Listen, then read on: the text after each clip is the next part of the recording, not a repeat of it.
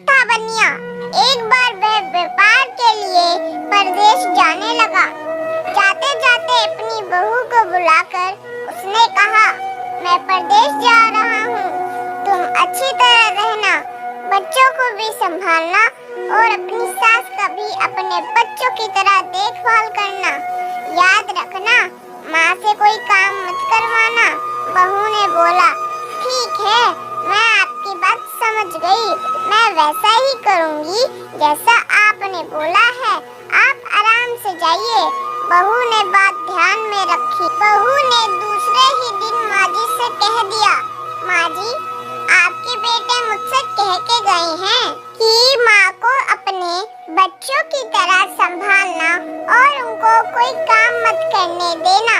अब आप घर का कोई काम मत कीजिए, आप तो इन बच्चों के साथ खेलिए, खाइए और मौज मस्ती करिए।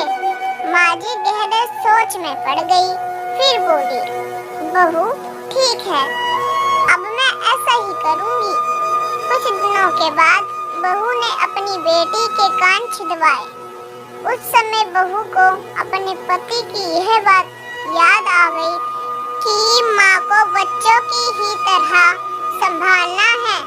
इसीलिए बहू ने माँ जी के कान छिदवाने की बात सोची। उसने माँ जी से कहा, माँ जी चलिए, आपके कान छिदवाने हैं। सुनकर माँ जी घबरा उठी। उन्होंने बहू से कहा, बहू, मुझे अपने कान नहीं छिदवाने हैं, क्या अब अपने इस बुढ़ापे में मैं कान छिदवाऊं? बहू बोली, जी नहीं माँ जी, आपको तो ये करना ही होगा। मैं नहीं चाहती कि आपका बेटा मुझे कुछ कहे, इसीलिए आपको मैं अच्छे से देखभाल करूंगी। मेरी दोनों आंखें बराबर हैं, जैसी लड़की है वैसी ही आप भी हैं। माँ जी मन ही मन समझ गई और सुनार के पास बैठकर उन्होंने अपने कान छिदवा लिए। सुनार ने कान छेदे और कान में धागा भी डाला। बहू जिस तरह रोज रोज लड़की के कान में तेल लगाती थी, उसी तरह माँ जी के कान में भी तेल लगाती रही। थोड़े दिनों बाद बहू ने अपनी बेटी के लिए बाली बनवाई तो उसे अपने पति की बात याद आई।